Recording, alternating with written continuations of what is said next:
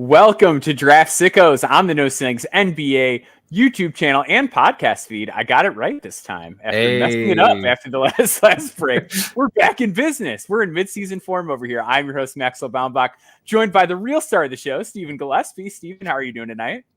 Maxwell, I'm doing awesome. It has been a roller coaster of a weekend, but I can't think of a better way to end a weekend and go into a hectic work week than talking about some of these no stone prospects, man. How's your weekend been going?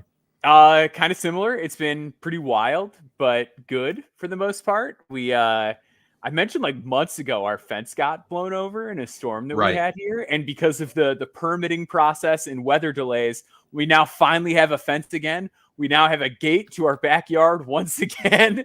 We're back in business. It's an exciting time over here. My wife is like, man, it's nice to just like look in the backyard and not see like just one pile of wood on the ground and like spot in our yard. So it's good. Can't complain. Busy, but we got the results we wanted out of most things. So can't complain. So yeah, let's dive into this No Stone group. This is the third and final wing group in this series. For people who are just kind of dropping in, or more like podcast YouTube people that aren't reading this site, NoStonesNBA.com. First off, shame on you. You should be consuming all for shame. Put out.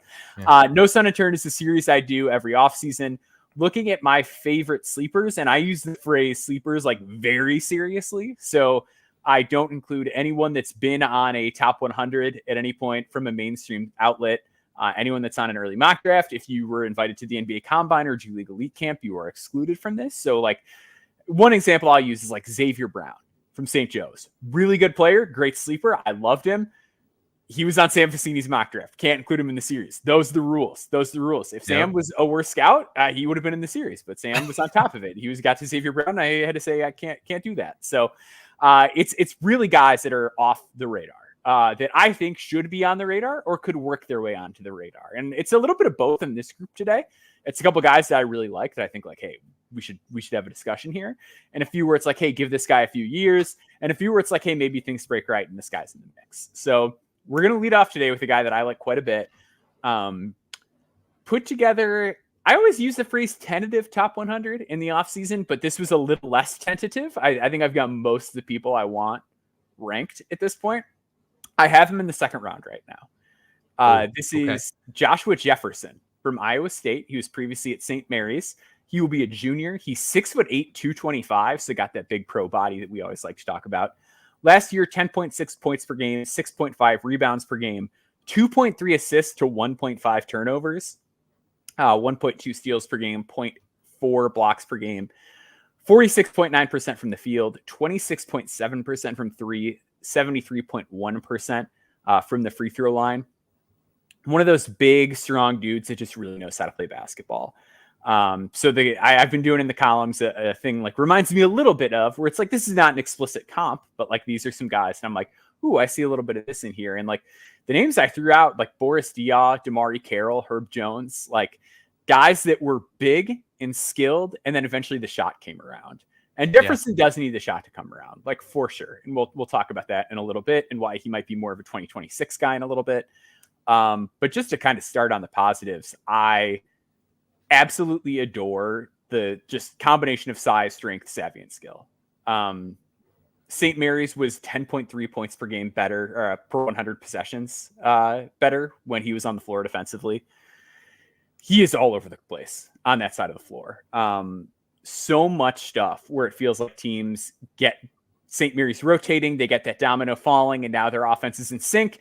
And suddenly Josh Jefferson takes something away, either because he made the right rotation or a player tried to drive and he forced them back with his closeout, or, you know, he helped from the right place and took something away. Like, it just feels like teams can't get their offense going when Josh Jefferson is on the court. And then there's the classic, like multi-positional on-ball defender stuff, which is like great. He's really good. He's strong. He can move his feet. Like all that is there. But I think the rotation stuff is what stood out most to me on the defensive end, where it's just like, oh, this guy is so many steps ahead of the offense at all times that like teams just can't create advantages when he's on the floor, because no matter where he is, if somebody slips up, he's there to cover for it. St. Mary's defense like graded out really well. And around Josh Jefferson, I've watched a lot of that St. Mary's team. Like around Josh Jefferson, these are not like stellar defenders for the most part. No, not at all. I think he just deserves an immense amount of credit for being like such a key part of it. And the counting numbers aren't crazy. Like you look at the steal rate and the block rate, they're good. They're good steal and block rates for a forward prospect, but they're not out of this world. Like this is not Matisse Thybulle numbers, but it's just the amount of things that he prevents an offense from getting into is stellar. So I really love the defense. Are you sort of on a similar page with him as far as that goes? I like his defense, and I don't have him in my second round, but Sure. I have him, we could do tiers right now if we were like incredibly sick. Yeah.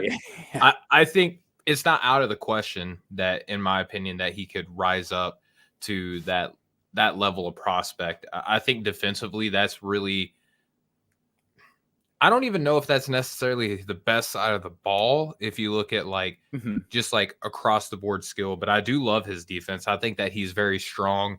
You talked about the frame earlier, 6'8", 220 to 225. He'll be around 22 on draft night, I believe. So, very well put together young man. And I love the fact, Maxwell, that when he's in isolation and like one-on-one like defense, he's putting his chest on the ball handler and just making life, just so chaotic for them that they have to kind of go into their bag of counters. And a lot of kids in school, especially in St. Mary's Conference, like they are just not gifted with the types of counters that you need to get a passive defender like him. I also loved how, I don't think that he'll do this, like if he gets in the NBA, but St. Mary's asked him to play in drop coverage a lot, despite not necessarily being like a big man. So I think the fact that he does have that savvy instinct, that he has the length that he does, the anticipation, the foresight that he can go in there and just like wreak havoc. It's just the best combination. We talk about these defenders all the time, Maxwell, where it's like the risk reward thing. He's risky, but in like the safest way, if that makes sense. He just times everything so perfect. He's like a cornerback out there, right? I think that he moves his feet well. He's great in isolation. And of course, Maxwell, what do we talk about? You have to be good at in college to be good in the NBA. You got to rebound, right? And I love the fact that he's all over the rebounding. The defense is almost like, it's almost boring because it's so good. And there's just things on offense that like I'm so ready to talk about. That is like, he's a really good defender. Let's move on. I think, like I know that like in some ways, like we might not be giving him enough flowers because we're just being like, it's all really good, but like, that's a huge part of the sell here. It's like I think defensively, like he is good enough to play in the NBA, like period, point blank. Like he is up to speed on that side of the ball. That's why the comps that you made, I think, are so apt. With like Carroll, like those are really good defensive dudes, but they have some quirkiness to their offensive game that I think is like also really, really pertinent to talk about in those comparisons. Yeah. So like Boris Diaw is like one of my favorite players of all time. So like I don't throw out the Boris comp like lightly. Like I adore Boris Diaw. This is not me being like, oh, he's big and he can pass a little bit. Like I take the Boris Diaw comp as seriously as you can take the Boris Diaw comp. And I think the one difference, like because Boris was so bulky, he like was playing 5 at times. I probably don't think that's something Jefferson's going to do in the NBA. But they can both really, really pass. So Jefferson had a 17.5 assist rate, which is like really good for a forward, but I almost think it understates how good he is because they have another player who I'm going to mention very briefly at the end of this podcast who can really pass the ball. He didn't get to like be a true hub a lot of the time. Like they definitely ran some stuff through him, but the stuff that they did was really impressive. The one thing I took note of is like he will hold the ball like a water polo player at times and just sort of like palm it and then just whip it to dudes like cross court and whatever. Like it's really incredible. Like a gifted passer, I think is a phrase that gets thrown around, but I think people should be careful with it because it's not only about like having the ability to see things, to consistently execute them in a way that's still valuable to your team. To say, hey, I can see this cross-court pass, but I'm going to make it. It's going to be on the money. It's going to be right in the shooter's pocket. It's going to be where they like it. It's going to be the right type of pass in the right situation. It's going to be a little bit creative so that the defense can anticipate it. Like he is so good at that. But also there were so many other times where he'd make a pass that really started that rotational domino as far as like, hey, he didn't get an assist, but he got a hockey assist, or he got the pass that led to the hockey assist. Like he is just so good at finding, here is the exact hole in the defense. Here is the exact right pass to throw to get that advantage flowing. That like it is a creation gift, but it's not one that requires him to have the ball in his hands a whole lot. And it's one that is extremely scalable to the NBA, in my opinion. There's some other stuff he's got to work on, but boy, oh boy, do I love how this guy sees the court and passes the ball. This is the most fun part about Joshua Jefferson's game to me. And it's weird because in my head, Maxwell, when I'm preparing for the show and, you know, throughout the weekend, I'm like rewatching film because a lot of these dudes, you know, we've talked about before this year and I've already had notes on. And then we get to go back and kind of watch them kind of follow up and just kind of like rethink how they could project. And Josh Jefferson is one of these dudes that I'm going through and watching him again. And I'm like, it's so weird how he is not like a high usage, like high volume, like ball handler, but I love the passing so much. It's like, it's so weird because it doesn't, like how you said it is beautiful. It's like, it doesn't always result to him passing to the person that shoots it, but he does a lot of stuff where like the ball is whipped to him and he'll do like a drive and kick. And I love that aspect of his game too. Or he'll do the typical, like, I'm a kind of an upperclassman in college. I'm big and I'm strong. I can put my butt into you and I can look over my shoulder and find the open man. He does that type of stuff too. Loves that. And I just love the fact that he is like constantly looking to move the ball. I worry though, Maxwell, because it's like, how good is a very good college connector? Like, how does that scale up to the NBA? And that's the player type that you and I feel like we talk about routinely, like your Vince Williams Juniors and, you know, Dylan Joneses and all those. Well, Dylan Jones, a whole nother level, but you know what I mean, right? Like these dudes that are like good connectors, but like how valuable is this on-ball skill at the next level? Yeah, and it's weird with Jefferson in particular because it's like you look at like Vince Williams and Dylan Jones where it's like probably had like massive usage rates. At your point, like Jefferson doesn't, and it feels weird because it does. Like we buy it because like it feels like if you put him on Montana State or one of those like I'm using like a Big Sky team because it's like that's like the league that you know, Dylan Jones, like St. Thomas, like we've seen like good real players like play in that league, and then in Dylan's case go to the NBA. St. Thomas transferred to USC. Like we've seen really good players playing. Dagan Hart, like, you know, like all of the like even like like the Mountain West schools like are another example of that. Like you feel like if you put Josh Jefferson on one of those teams, he could do the things those guys are doing. And that's just like not how St. Mary's functions because they have a lot of other talent. Like they have Marcelianis, they've got Mahaney, they had Saxon, they had Dukas. Like they had all these other dudes that could also do stuff that like that just wasn't how they played. And maybe I'm overestimating Joshua Jefferson, being like, no, he can scale, but it feels like he can. Like I kind of buy the idea that he can. Such a natural feel to the game that isn't.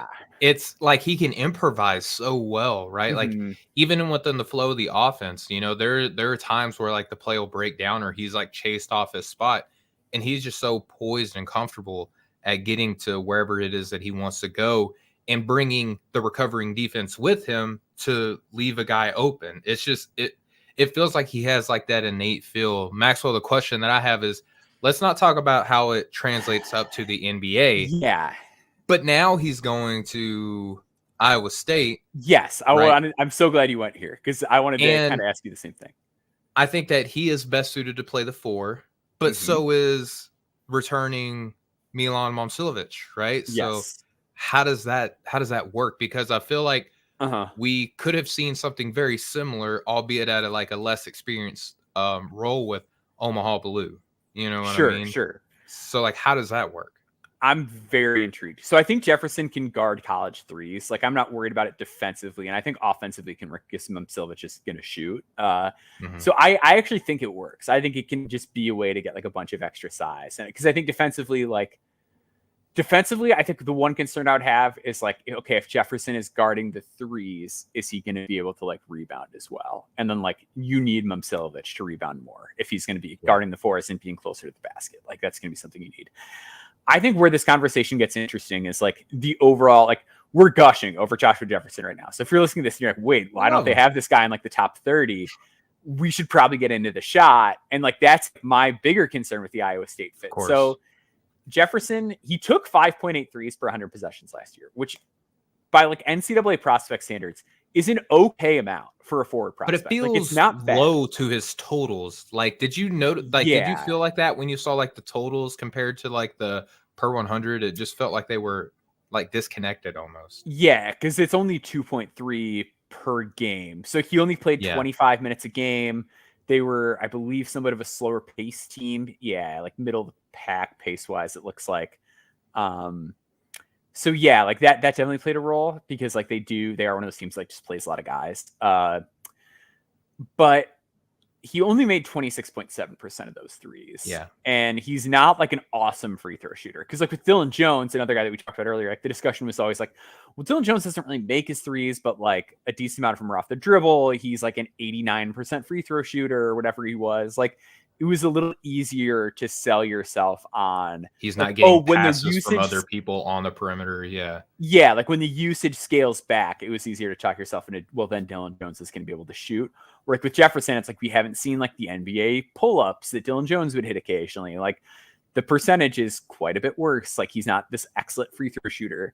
The mechanics on it are a little funky. His feet aren't aligned with the basket a lot.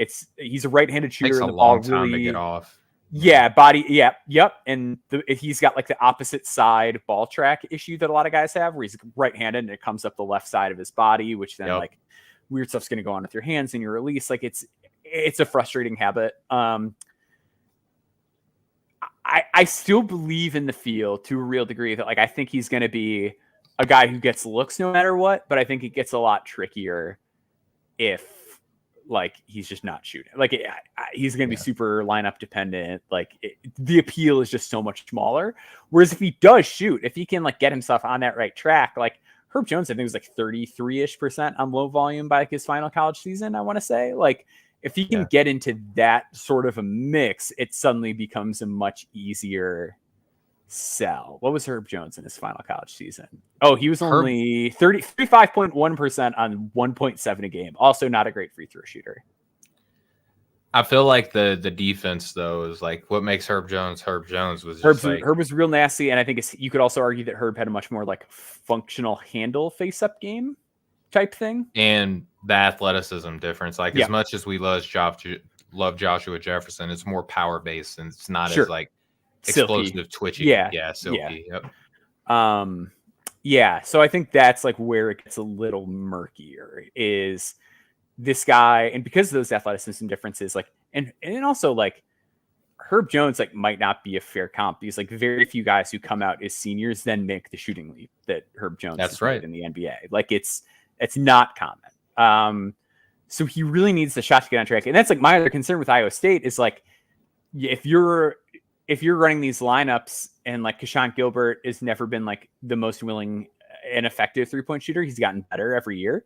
But like, he's not the greatest shooter. Tamin Lipsey's not the greatest shooter. Like if those guys are having down shooting years, I don't know that like, why don't you just go like a 3-guard lineup then and put out like Nate Heese or Curtis Jones or some of these other dudes that they have that like can shoot. Like that's where I worry, like, does he then get pinched this season? Does that affect him next year? Does that affect his confidence? Like, if he does end up in a weird lineup crunch, it's like the guy who's new to the team there, that could affect, the types of developmental opportunities that he gets, the amount of things that he's able to workshop on the floor in games at the high major level, like the amount of developmental attention he gets from the coaching staff. Like there's all these little things that could pop up. Yeah. And I always like to say, well, I feel like this would be the conversation that they have, when they transfer somewhere, but the transfer portal is essentially another recruitment, right? And everyone's going to tell you, oh, you're going to be our top priority in this area, this area, this area. And you don't always see it work out that way, right? Exactly. I do think the fact that he did display the fact that he could do like some small ball 5 stuff at St. Mary's does help him out a lot because there is no way that you're getting that from Momcilovic at all. So I do think that you could do like 3 guards, 2 forward lineups and eat some minutes in a rotation and stuff like that. I do think that you probably sub them in and out for one another. But that's why I bring it up, right? Is because I feel like both he and Momcilovic are both going to be NBA fours. If they make the NBA and they're doing their thing, right? They're both going to be fours. But how does that translate to the college game, right? But what we love about Josh is that he is like a high end college connector as well, right? Like high feel, innate ability to just like make the right reads. He doesn't gamble a lot. Usually his turnovers are a result when he's trying to be too saucy with the ball in his hands, which is very low. So I think the stuff that he does bring, he's going to be able to guard probably the other team's like best like front court player. He's going to rebound his heart out. He's going to set screens. He's going to play dogged defense. He's going to do a lot of great things where I think Iowa State's going to play him a lot. I just don't know about how high he's going to be featured because you do have Lipsey, who is on a lot of radars this year, right? Yeah, same with Gilbert too. Same with Gilbert. Yep. So Momcilovic. Yeah. Yep. Like I have I think 4 Iowa State guys in my top 100 right now because I'm bullish on Lipsey. Like I like Lipsey a lot. I'm Mr. I don't like small guards, and I like Lipsey a lot. It's like that tells you like this is a really talented team. And I think what I feel better about with Jefferson was like watching so much St. Mary's and just seeing like, hey, this team had a lot of good guards too. And he still like figured out how to play and like do some stuff with the ball. Like Gilbert's, I think he's in his final year of eligibility. So like, if not, maybe one more, but yeah. Yeah. So I think with him, it's like, okay, well, like Gilbert's probably gone after this year. So next year is like, he can really take that leap ideally. But yeah, I think like if you're nervous about him because Iowa State has good guards, my response to that would be he just played with good guards and did pretty really well. Good guards. So like I think he'll be fine.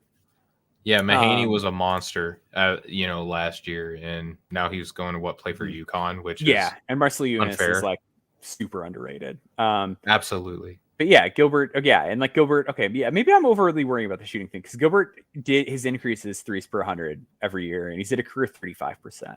So that's like really solid for like that type of like bulldog guard, I think is the phrase. Lipsey needs to pick it up though. Lipsey started hot last year and then faded. He can't do that again. No, so not undersized. That's where we're at. So we're gonna do a quick break. I think that's a good amount of Josh Jefferson talk. We'll come back on the other end and talk about Frankie Fidler. So stay with us.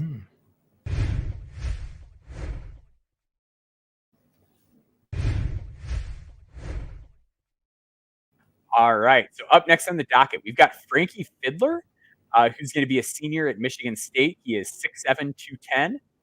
He is coming over from Omaha. At Omaha, he had 20.1 points per game, 6.3 rebounds per game, 2.6 assists per game, 1.6 turnovers, 1.2 steals, 0.4 blocks, 45.2% from the field, 35.6% from the three-point line, and 85.4% from the charity stripe. Fidler also had some really good games against high major competition. Dropped, I believe, 20 against TCU this last year on 15 shots. Had a nice 12-point outing against Texas Tech. Let's start with the positive stuff on Frankie Fidler. So Omaha was like, to be frank, in the gutter when he got there. Omaha was like one of the worst programs in Division I basketball. They got up to 15-18 last year, which like doesn't sound good, but this is a team that was winning like 4 games when he showed up. And he's been there every year, and he's been the reason that they've been competitive. Like, still posted a 5.2 BPM, which is like really tough to do when you're on a bad team. On a losing team, yeah, absolutely. Yeah, like that's like you just don't see that generally. I like Frankie Fidler's a hooper. Like that is like the word I would use to describe Frankie Fidler. It is. He is a very, very, very talented on-ball player. And because of his usage and some of the functionality, I'm buying the idea that offensively he can scale that back. So last year, 90th percentile per synergy running pick and rolls. He's really good at manipulating the ball screen, like a guy who'll reject, reuse, like occasionally split him, even though he's like not even that fast. He's just got the craft and handle to be able to pull that sort of thing off. Really good in the mid-range. Like if you need him to bail you out and hit a tough shot at the end of the clock, he can do that. He's got counters. He can change speeds.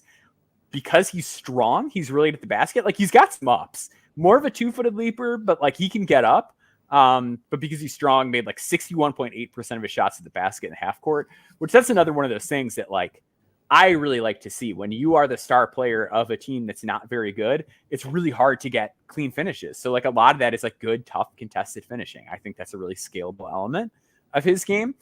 And he loves contact. He gets to the line a ton. 7.7 free throw attempts per game last season. And this then goes into some of the shooting projection stuff. So the 35.6% from three, solid on okay volume, decent volume. Career 35.4% from three. So you're like, all right, well, is he going to really shoot enough for this to matter? He's good off screens. He hits some really deep ones, and he's so good at the free throw line. And so much of the stuff he has to do is on the ball that I kind of buy the idea that he could become more of an off ball knockdown guy if you need to. And that like maybe the percentage is a little bit more tied to the fact that he has to do a lot of other things for his team. Can also really create for others.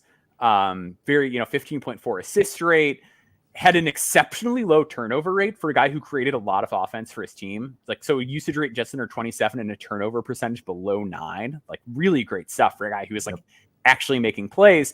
But again, like one of those guys that when you see him function more as part of the offense, he can make those 0.5 decisions. Like I knows how to play without the ball, like good cutter. Like I really like the overall offensive package for a guy who's 6'7", can score at every level and knows how to play unselfishly. What were your offensive impressions of Frankie Fidler before we get to the defensive stuff? Hey, just real quick, Maxwell. Joseph Saunders, who's watching live, said, "What's up, fellas? What's up, Joe?" And just appreciate everybody tuning in. Kind of a later evening pod, and we're competing with the NFL now, Maxwell. So we're gonna see who the real sickos are. But dude, Frankie is so fun, and I know that we've talked about him, prior to coming into this offseason as like a dude that we were super interested in seeing, like what he does, where he goes, like how it translates. He is like, I'll just go through my notes because I have to do notes or I will just be all over the place. You're right. Good. Yep. So fluid moves on the bounce. He has a quick high release, has good angle on his fader. That's one thing that I've noticed. And he does love to spin to his right. That's like his one move. Like when he goes in, he does a Pascal Siakam spin, but then he goes into like a fade and it's like he's like reclining in a lazy boy, Maxwell. I like the angle on his fadeaway just like really stood out to me. It looks so like big time. Like it just looks like a superstar shot. Like I'm not saying he's going to be so long. He kind of has like, I want to be very careful with this comparison, right? But at moments it felt like I was watching Kevin Martin. You know what I mean? Like there was just there was just some moments where he just kind of like aesthetically looked like Kevin Martin. He does draw fouls, but I do think that he struggles in the lane. That's like the one area that I think that he needs to get a little bit better at. Shoots off movements, comes off of a lot of screens. And I love how he mixes up the pace on when he does cut and when he does come off the screens, because Omaha ran very, I guess, like similar play sets a lot. And just the fact that like he would change up his cadence on like when he would time the cut or when he would come off or when he would hard sell one way and then pivot back the other. Like he's just very poised in how to manipulate the defender when he doesn't even have the ball in his hand. Not a tremendous athlete, but the textbook white guy sneaky athlete, right? I think is there. I think he's got decent range, but I don't know how deep it is yet. You know what I mean? Like that's the one thing where you look at that 35%, I'm really worried about how it scales up when he steps a little bit further back. And I just think that he can be hesitant and kind of unsure against like tight defense, which is why I think that he does succeed so well whenever he is off ball. But I love just the fact that we have a guy who's small school, high usage, high reliance on his abilities, like brought this team up out of the mud. And now we see him transferring over to Michigan State, and not a school, Maxwell, that has had a lot of success with the NBA guys lately, right? It feels like, and I get it, right? I get why Michigan State is interested first off, and I get why Frankie would be like, okay, let me transfer up and kind of prove myself. Michigan State, when players go there, I'm just like, I don't know how this is going to work out, just because We haven't Yeah. really seen it at a high level of success, it feels like, recently. Yeah, I agree. I think part of the I think this also ties into the defense, which we can get to. Yep. I think he knows how to play defense. I don't think he is good at playing defense. I feel like I like him switching, like, oddly sure. enough, like some of the stuff that I saw, like he would He's switch long and up the strong. lineup. Like he can like keep guys like like if it's a guard, he'll like body him up and keep him out of the paint. If it's a bigger guy, like he will fight them. Terrible in help. So that's the thing is like I think he moves okay. Like he's a fluid mover, but he's pretty slow. So like the plays where it's like a point guard or a guard is like attacking a seam in the defense, and then Fidler has to help with the nail, and then they like read that help, and then they kick it to his shooter, and he has to go recover to his man and close out. Like that is like molasses pace when he has to do that. Like that is the stuff where I'm like, oh, please just be the usage. Like please tell me this is just a function of how much you were doing offensively, and it like this is not the foot speed that you possess. Yeah, like I think to your point, like there's times where he'll do this offensively and like his stance is polished. Like he doesn't do the dumb thing where it's like I'm gonna try and reach and get a steal, then I'm gonna get beat off the dribble. Like he knows what he's doing. I just don't know athletically like how well he is going to like cover ground and help and like get places on time and then like hold up if somebody tests him once he gets there. Like, is he going to be able to close out at NBA speed and have like the balance and footwork technique to then like recover and cut somebody off if they try to drive at him? Like, I don't know. Yeah, I think in kind of like I said, like those switching ability, like where it's definitely understood that he is switching and the guy that he's switching onto is trying to like go through him to the basket.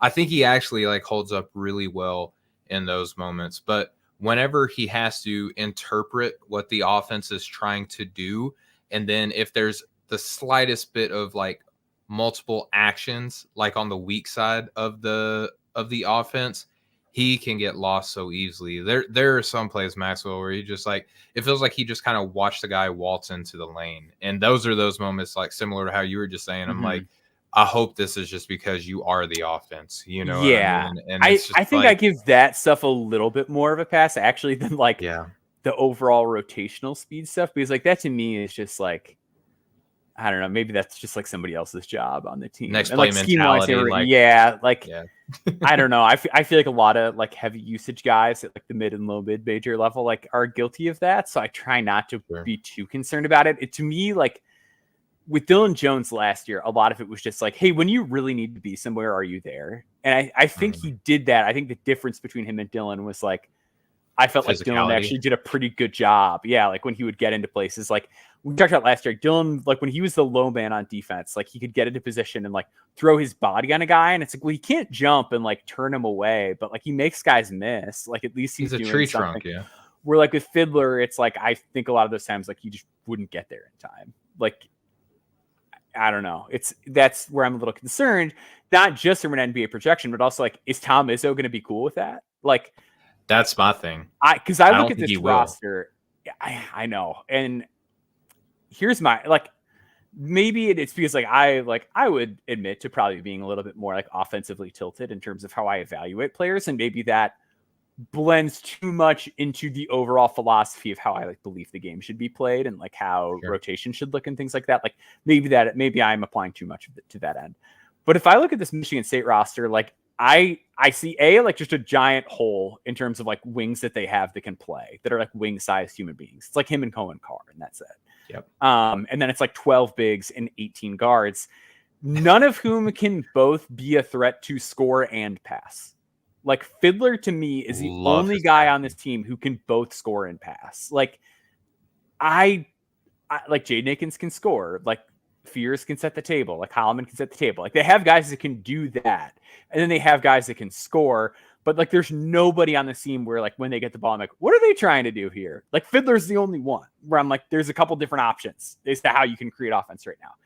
I am like hoping and he's not the athlete Dalton Connect was, obviously, based on the way that we're talking about him.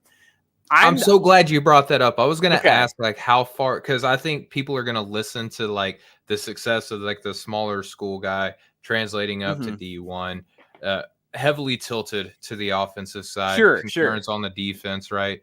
Goes to a school where defense is going to be asked and preached, right?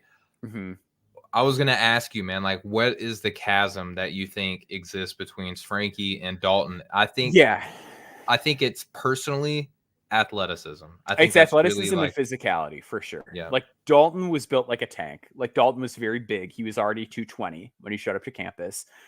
Dalton also like measured out well. Like he had a good wingspan. I don't know what Fidler's 20 dunks at like Northern Colorado. That's the thing. Like he had like 25 dunks. Like he had over 25, and then you looked at the tape and like they were all in the half. Like there is an athleticism difference here. And that, like, in and of itself, I think gave Dalton like a little bit more of a leash defensively. That it's like just better shooter, tackle him. You know what I mean? Like, yeah, much better shooter, much better 3-point shooter. Like 7-8% better, and like way more volume. And like I think he was like a 38.5% pull up 3-point shooter at Northern Colorado. Like he was really good pulling up there.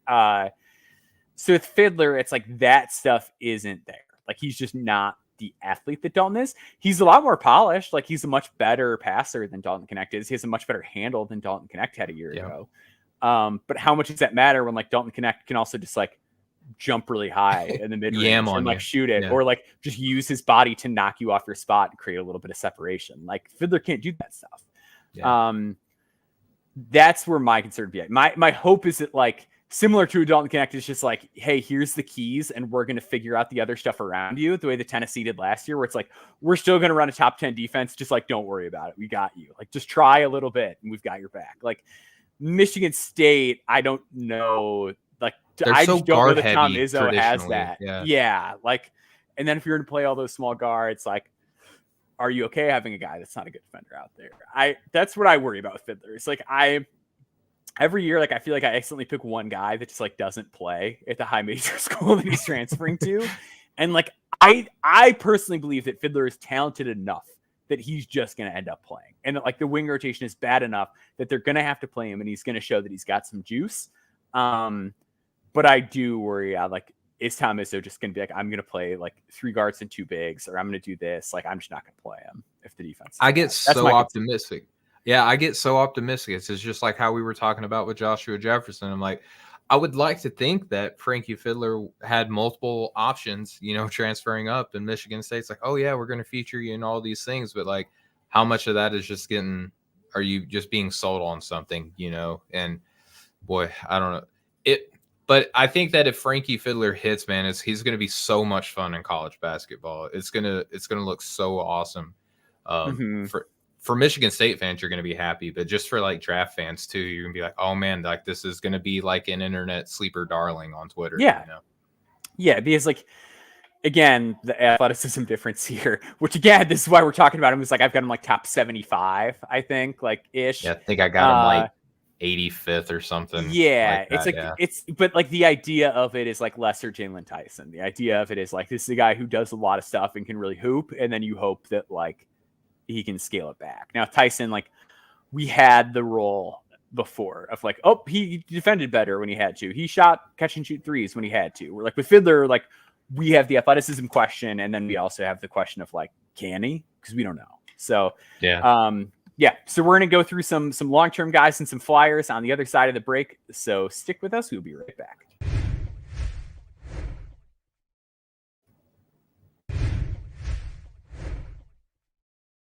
All right, so we're going to kick it off talking about Darren Buchanan Jr., a 6'7", 235-pound. I've got a type, if you haven't noticed. I like big, strong dudes. Forward from George Washington. He's going to be a redshirt sophomore this year. Last year, 15.6 points per game, 6.6 rebounds per game. I think we're getting a on-screen appearance potentially from my daughter here. 2.4 assists to 2.2 turnovers, 1.3 steals, and 0.4 blocks. 54.6% from the field, so had a big like usage rate and still was efficient overall. 32.3% from 3-point range and 63.4% from the free throw line. Had a really good game against South Carolina. Like, had a really, really good game. 18.6 boards, 2 assists. That was a game that early on in the year kind of put him on my radar. Big, strong dude who knows how to hoop. Kind of similar to Josh Jefferson. I think the difference here is just kind of time and where he's at in his development.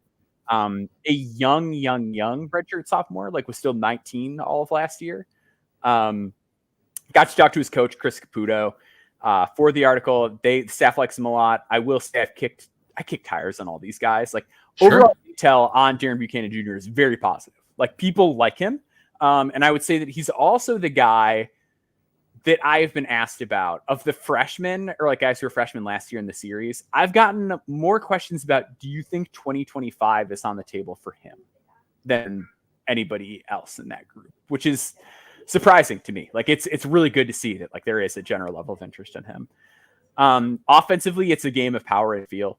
62.3% at the rim in the half court, and he gets there, or that's the amount of let's see, just under 63% at the rim in the half court. And that's where he took about 2/3 of his half court shots were at the rim.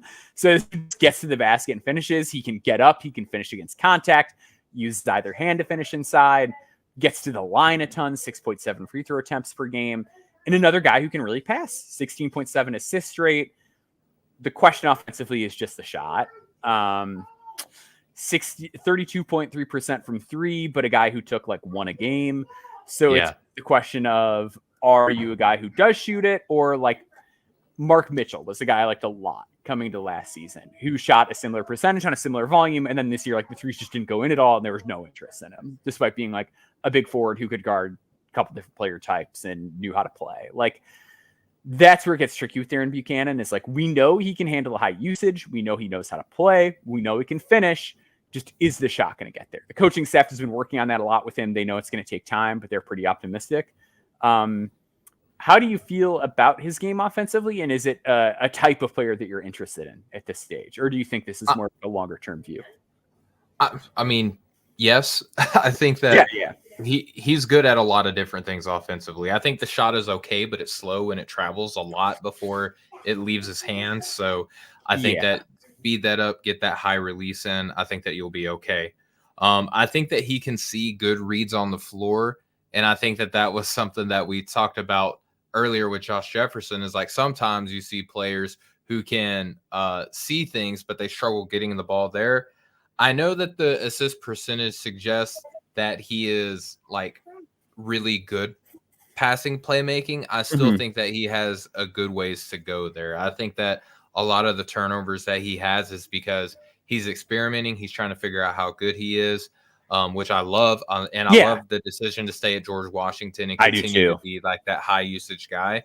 I just think that the playmaking was very theoretical last year, but I think for his age and usage and still D1 college guy doing a lot of great things, I was encouraged by it. I think the fact that he is strong and that he can bully his way to the paint is very Miles Rigsby-esque. We talked about earlier in the offseason. As far as like the athleticism, I'm up and down about it because he feels more under the basket. He is like above the rim. I'm getting attacked by a moth. Oh, you're good.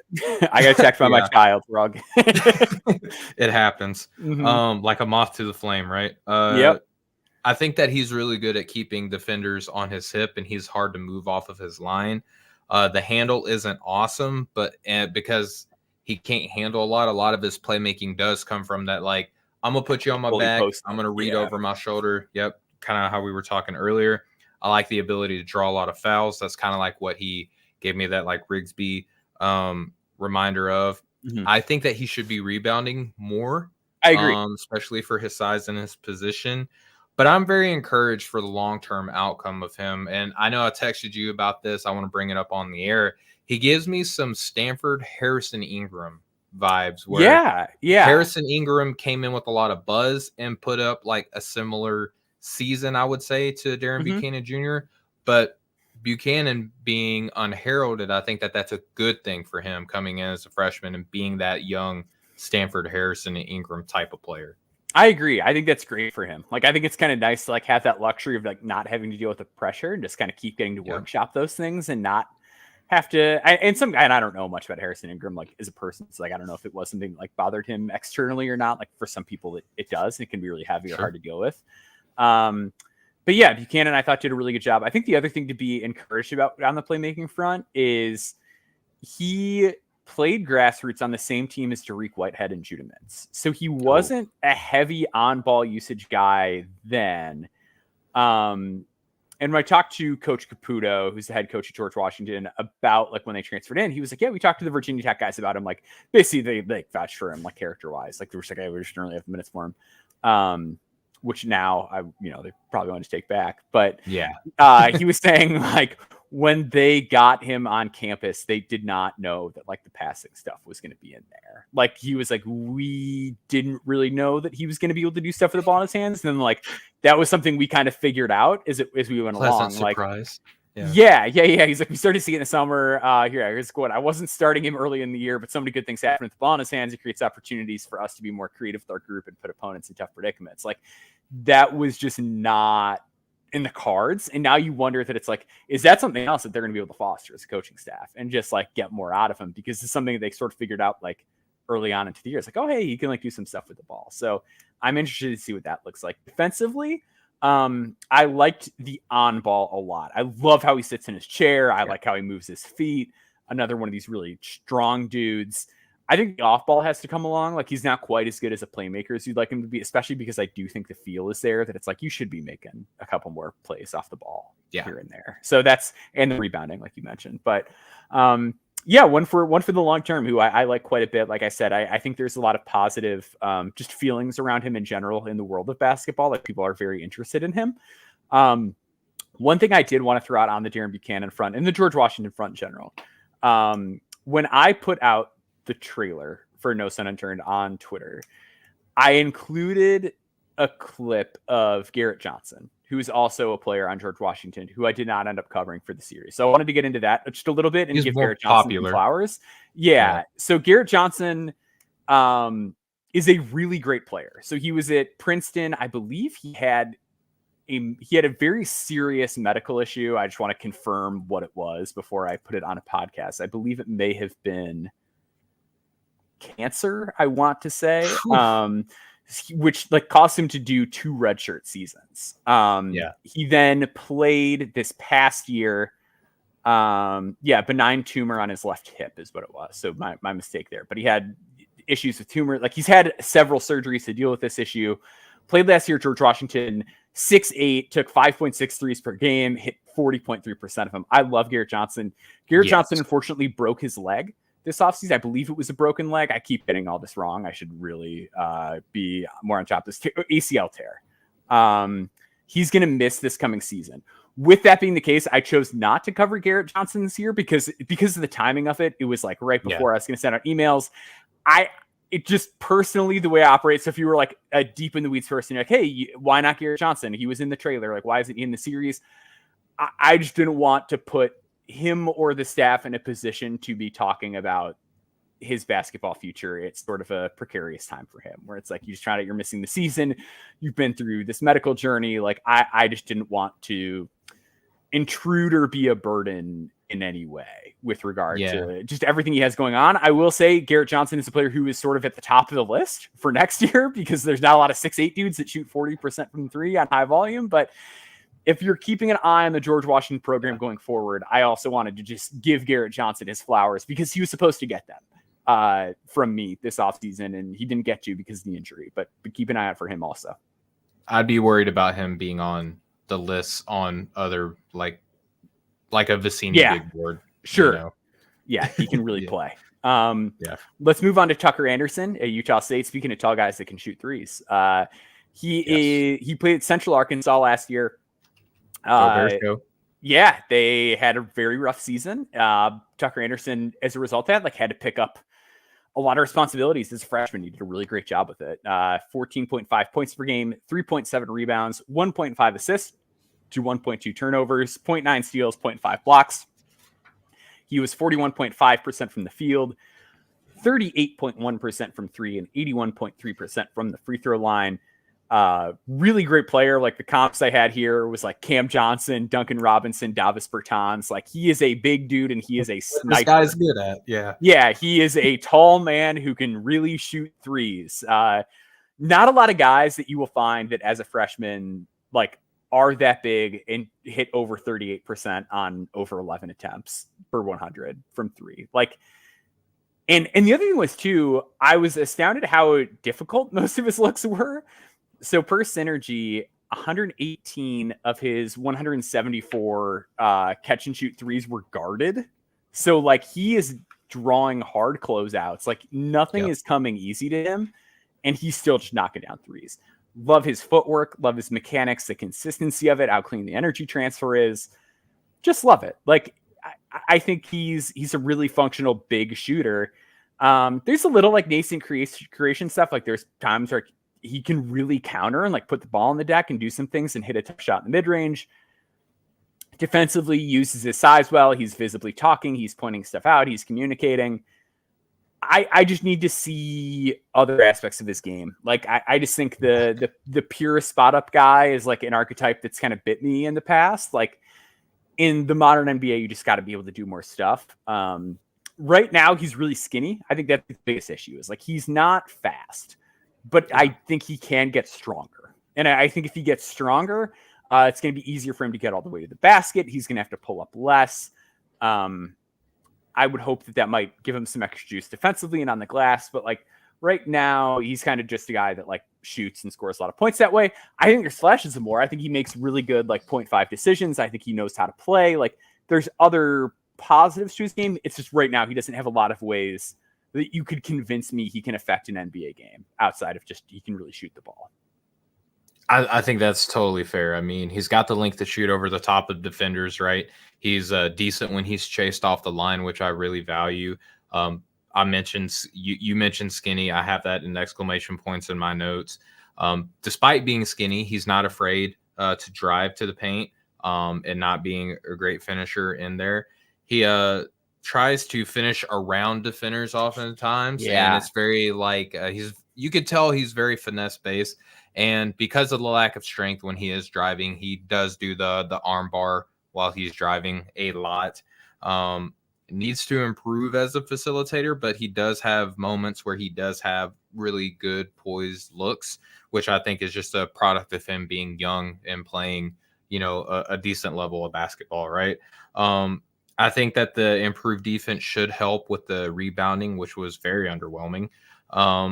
I just think that this guy, he's a long-term prospect, right? And I know that when you and I were figuring out, the production of the show and the order that we were going to talk about prospects, when we were talking about Darren Buchanan Jr. and Tucker Anderson, it was like the classic case of like, it's like versatile guy that can't shoot. And then the guy who's like has a clear NBA skill, but a lot of other areas that he needs to improve on, right? And I think that's just a philosophy difference. But Tucker has going to Utah State. That's going to be a fun team. They have team. They have such an eclectic collection of talent. I don't know how much he plays. I'm excited to keep track of him though. Anyone who goes to, I went to UCA once upon a time. Actually, I was on the roster. I should have went to UCA. I didn't, and that's why I joined the Navy. But I attended UCA for about a semester. And it's just cool to see someone from that school like do well enough to kind of like project up and have a long-term shot into the NBA. Last notable player UCA, Scottie Pippen. So hey, there you go. Yeah. There you go. Yeah. I always blank on where Pippen was. I think I was at like him and Rodman transposed. I'm always like, he was at that JUCO in Oklahoma. It's like, nah, that's the wrong guy. Which is shameful considering that I'm a Chicago guy. But you should know better, but it's okay. Yeah.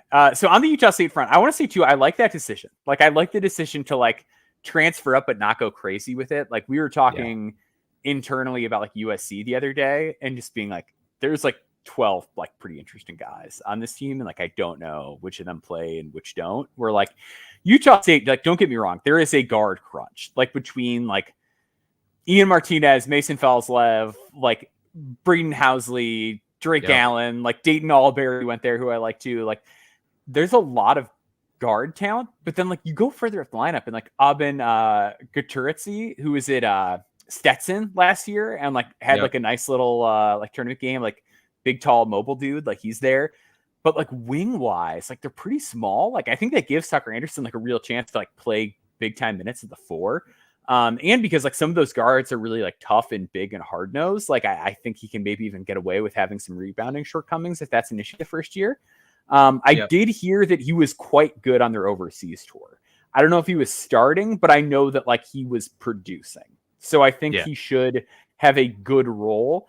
I just don't know like how big it's going to be because they were a good team last year and they got a decent amount back. So I think it's like a good baby step. Like I think a lot more guys should be sensible about their transfer and go to a program where like you are actually probably still going to play as opposed to like, I don't know, maybe that's easy for me to say when I'm not seeing a big money bag thrown in my face, but I think from a pure developmental standpoint, I like it. And it might not be ultimately where he finishes his college, you know, exactly. Like the first step up, right? To really prove himself, catch more eyes from some of the bigger schools. But yeah, I'm excited, man. Just again, Arkansas ties, you love that. And then you know, big dude who can shoot. That never goes out of style, you know. For sure. Last thing I want to touch on, I always like to end with like a guy who's kind of a flyer, but a guy that I kind of dig. That's what Ndewedo Newbury is at San Francisco. He is 6'7", 235. Again, I love my bulky dudes. I love my dudes where I like don't have to worry. Like in the NBA, are you just going to get shoved in a locker? He's not one of them. Got the frame. Yeah. Yep, 9.4 points per game, 3.7 rebounds per game, 1.7 assists to 1.7 turnovers, 0.8 steals, 1.1 blocks, 52.6% from the field, 40% from 3, and 76.7% from the free throw line. I think with Newbury, what I really like is a combination of like size, trajectory, and being good at important stuff. Like that's sort of the bet I'm making here is that Newbury 2 years ago, like was not playing at San Francisco. So he comes from the UK, was like very good by those standards, comes to San Francisco, like plays 23 total minutes as a freshman, as a sophomore. He ends up carving out a role, but it's like not until the conference tournament. He only plays in 13 total games. And then this year he was great. Like he was really good. But yeah, a guy who went from not being able to shoot at all to shooting 40% from 3 on like good volume, like 7 attempts per 100 possessions, a guy who's really strong and can finish at the basket. And he's like got like good counters. So he was 74.6% on half court rim attempts. And a lot of those were off cuts, but it's also a lot of like nice straight line driving, a lot of like, I'm going to drive up, there's rim protector, here's a pump fake, and now I got a clean look. Like there's some real actual craft to his game too.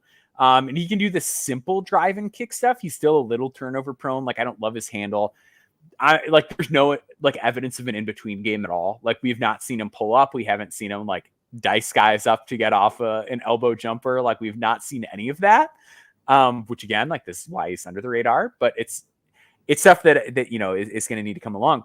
But again, as a passer, went from like a 1-to-2 assist to turnover ratio to 1-to-1 within a year. And then defensively, like he's really big. He's really good on other 4s. He can guard other 5s. Like off the ball, he's really attentive. He covers ground well. I like his balance a lot when he does have to shift directions or guys do attack him. Has some lift, like really good block rate of 5.2.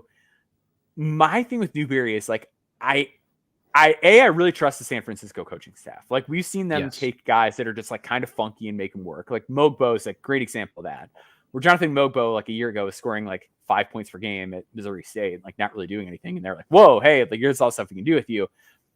With Newbury, I think it's an interesting mix of good at important stuff for the NBA body, big opportunity because Mogbo's gone, so that should help him rebound a lot more. And like just the role is there. Like there's going to be an opportunity for him to seize a major role. And if he does, then I think there's a lot of stuff that profiles nicely to the NBA.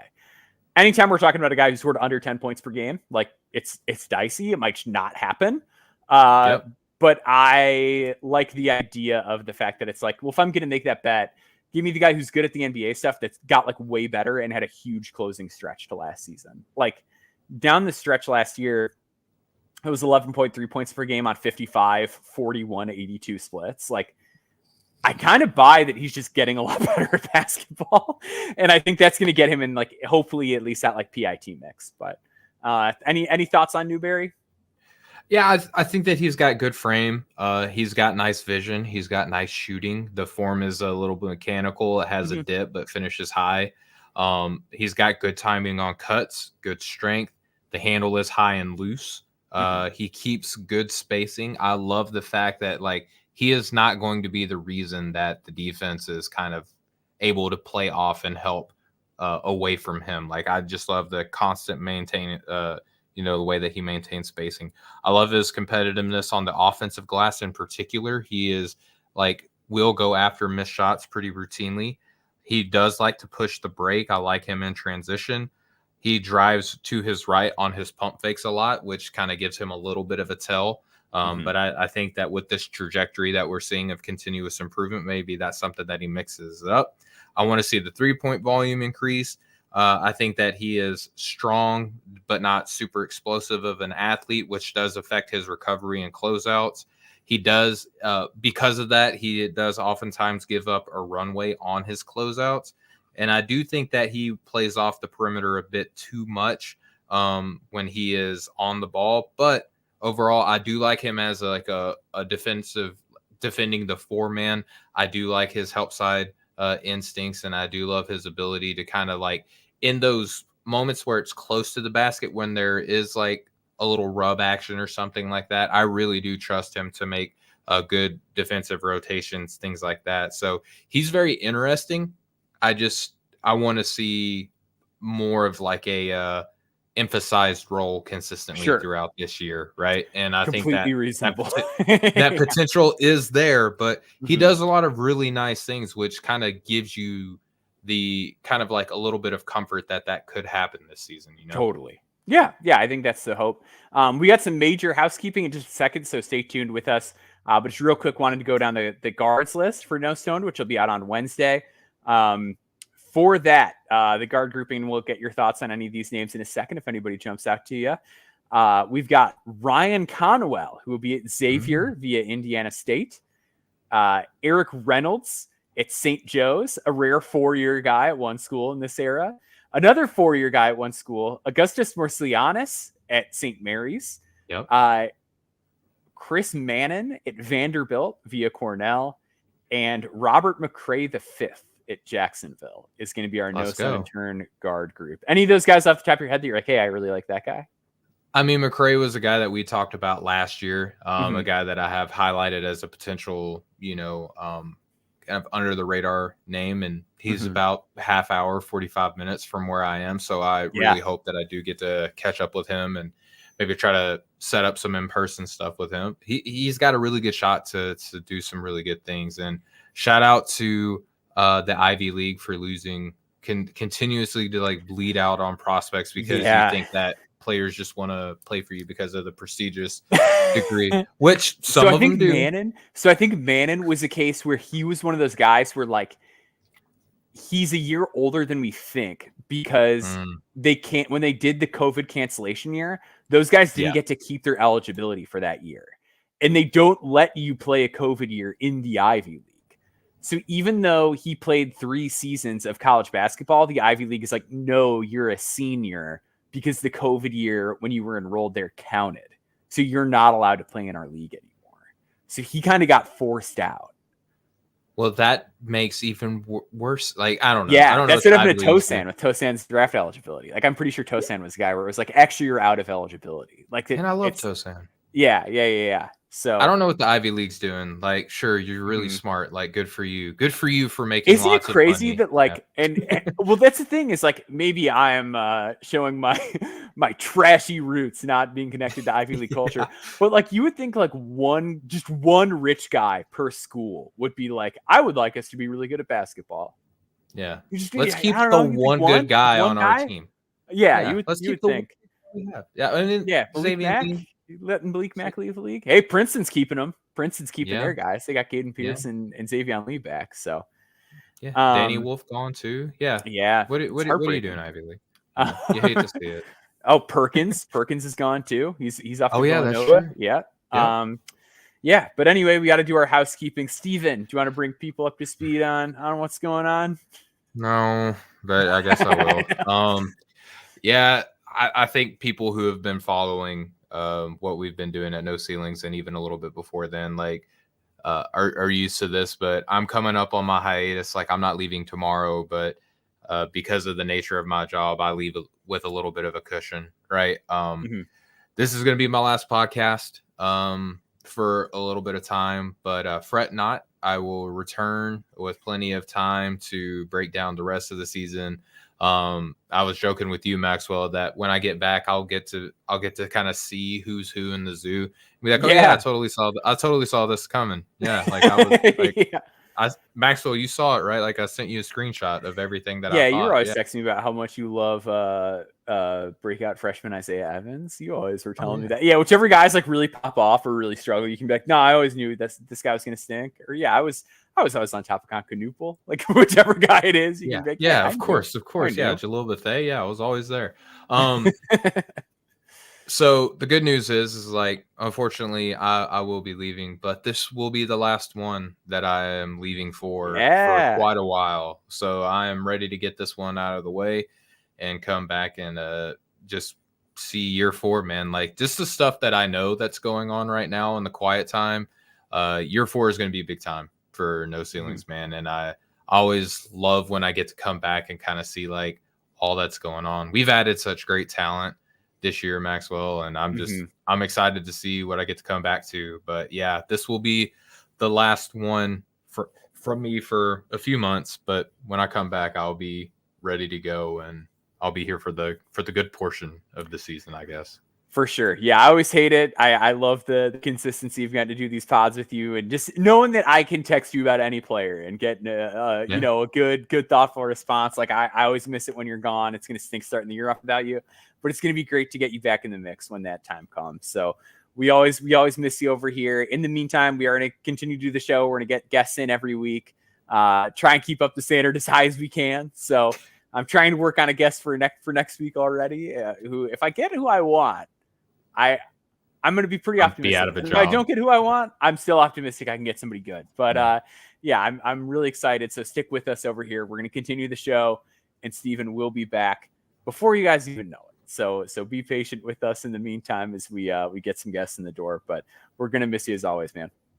I appreciate that, dude. Yeah, it's always bittersweet, but we're doing such great things, dude, that this is the least sad that I've been leaving and the most excited for return that I've had, just because of all the cool stuff that people don't know that I don't even know everything that we're going to be doing this year, but the stuff that I do know, it's going to be big time. So I'm excited. For sure. Well, thank you all so much for joining us. We will be back here shortly, so stick with us. NoCeilingsNBA.com, at Stephen G Hoops on Twitter/X, at Boundboards on Twitter/X, NoCeilingsNBA.com for all of our written content. Stay with us. We're getting close to actual kickoff over here at No Ceilings NBA. So we'll be back weekly. We'll be back with daily written content, daily podcast content. Our team's going crazy on the YouTube. Tyler, we got Nathan back. Did we talk about that? Nathan's back. Which, by the way, like maybe people should tweet at Nathan and tell him that he should come on the pod next week. Maybe that's what people should do, because that might be the guy I was talking about. Not that we would ever apply pressure. Yeah, and I'm now applying pressure to Nathan when the real holdup is like whether or not I can make it work with his schedule. Like it's totally my fault if it doesn't work out. So now we're just being mean to him. But yeah, that's the whole to know that though. For sure. I'm honest to a fault. What can I say? So until then, we'll see you guys later. Peace out. Much love, y'all.